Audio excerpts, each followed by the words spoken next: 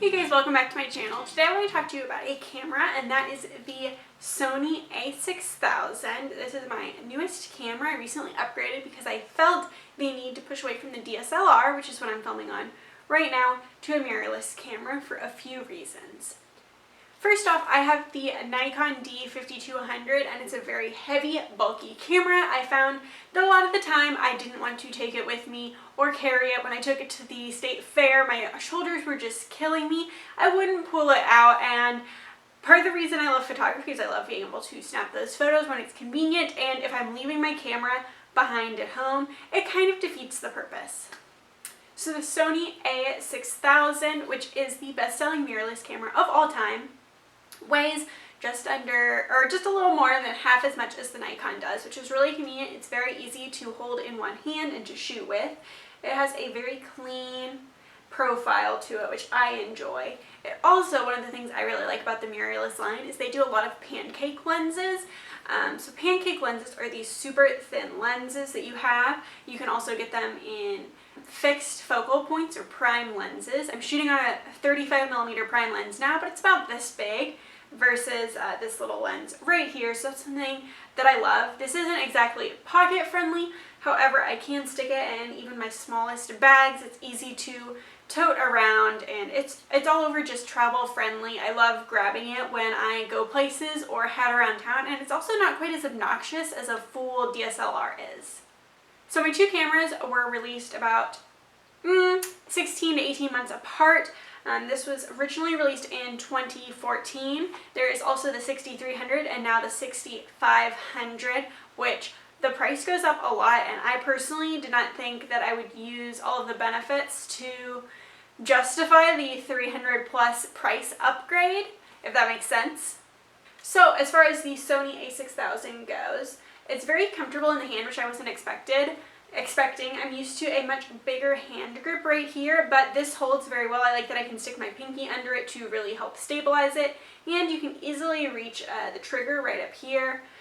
Just like all other cameras, the on-off is right there, and the lens comes out. This is just the kit lens. It's not like the greatest lens ever, but it is a 16 to 50mm lens. It goes as small as 3.5 f-stops, and it's all around just very portable. Something that I do like about it is it does have a very fast startup time. So I turn it on and it's already ready to go, assuming I removed the lens, of course. The startup time on this is super fast. I just click it and it's already ready to go. And what is cool about this is you won't miss any shots. It autofocuses in 0.06 seconds, which is abnormally fast. That's something I really like about the mirrorless system, is the autofocus tracking and just the whole system itself. I feel like it's on a whole nother level compared to DSLRs, which is really good for stuff like video or fast moving objects. And it can take 11 frames per second versus I think my current camera can take 4 to 5. Things that are cool about this is the wheel up top is nice, easy to learn, but you have little buttons like C1 and C2 down here where you can preset features that you want to use on a regular basis. So you can just click it and it auto takes you to those settings. I do find that I shoot most often on aperture priority, which isn't unusual for me. I'm taking a while to warm up to manual on this camera because I'm not quite as comfortable with it yet. I've been shooting with Nikon for a very, very long time. So I didn't realize stuff like you had to set the FN button to actually be ISO when you're shooting in manual. It makes sense, but that's something that Nikon auto sets. Sony does not. And I still don't know how to change my shutter speed, which kind of makes me veer away from manual when I'm shooting, especially in situations where I'm shooting photos very quickly that stuff is changing and I'm resetting the camera. I will say that this is still a crop sensor, but it's a really good one. I think that a lot of photographers don't need a full frame, although it does come in handy in a lot of situations. One thing I really like is the 179 autofocus points, which is really great for video and when I'm doing stuff like flat lays, because I find that this just tracks the focus super, super well really quickly, and I don't really have to do any manual focusing with it. Another cool feature is if I'm shooting in video, I can actually, there's a little piece right here, and I can zoom the lens in and out a little bit without actually having to spin the lens, which can be really helpful when you want to keep a really steady still shot, but you still want to get that little bit of movement to it. Something that I really like about this is the viewfinder is actually electronic versus the DSLR has an optical viewfinder, meaning that there's a tiny little screen in here, so you're seeing exactly what you're taking, whereas in an optical viewfinder, you're looking at it slightly off, which is something that's always bothered me a little bit.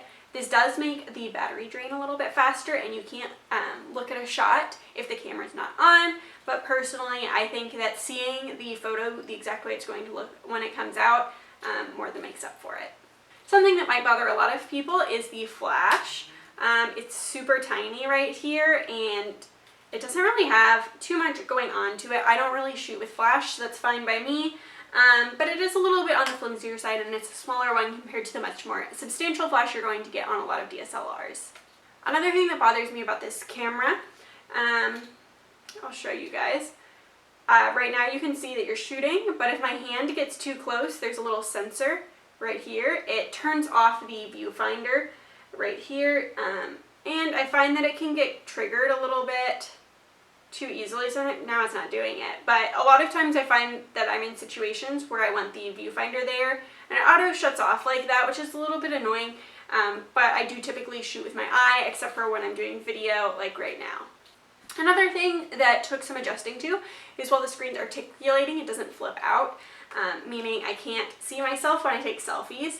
As far as the lens goes, you can look at it like this, so you can get those really nice ground shots without getting on the ground. And it can move around a little bit like this, but the screen itself does not move too much compared to a DSLR.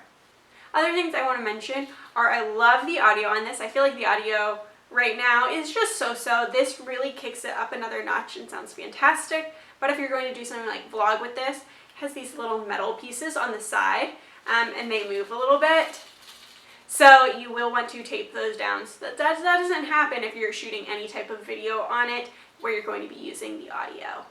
Another thing I feel like people don't really talk about is Nikon has always used the same lenses. If you have lenses from their old SLRs or the DSLRs, you can mount all of them on the Nikon camera, which is super handy because you can get a lot of really old glass, sometimes at pretty decent prices, and all of it's going to fit your current Nikon. Sony uses the A mount for this little lens, which I don't know if I've ever even taken off. I don't even know how it comes off. I'm still working on building my lens collection, but that's what it looks like. So these A-mount lenses will only work with these cameras, meaning you don't have a lot of backwards compatibility. Sony does have about 40 lenses out for them. They are on the higher end. You can get a few in the $200 to $300 range, but a lot of them skyrocket up to that $1,000 price mark pretty quickly, although really good glass is going to improve your photos a lot more than just getting a full frame camera and not knowing how to shoot with it. So overall, I am super happy with this. I would definitely repurchase it. I paid about $600 for the kit lens and the body, although I will be upgrading to a prime lens relatively soon because I prefer to shoot with a prime lens. I think that it adds different challenges than shooting with a kit lens, but I really like using the aperture a little bit more than I can on this. Overall though, I have no complaints. I think that this is super portable, easy to shoot with.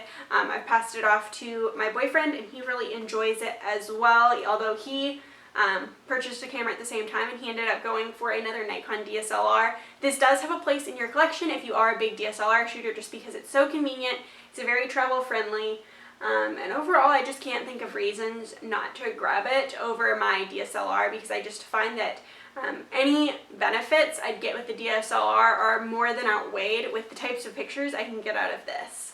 Something to think about is that Sony produces a lot of the sensors that are in other brands' cameras, meaning they mark it up for people like Nikon when they put them in their cameras, so you do get a little bit of a discount there. And then mirrorless cameras themselves are actually cheaper to produce than a DSLR, so you get a little bit more of a discount there for probably an equally well-made piece of equipment. I will say Sony only comes with a 1-year limited warranty versus Nikon's lifetime limited warranty. But you do get a lower price. It is more portable, travel friendly, and people don't really seem to have problems with the Sony models. Sony is the #1 best-selling mirrorless camera manufacturer on the market today, and I hope that people like Nikon and Canon start coming out with some more high quality mirrorless cameras, but so far that really hasn't been the case. Don't forget to check out my Instagram down below where you can see lots of different photos taken from all over, and I'll see y'all in my next one. Bye! Something I think that, well,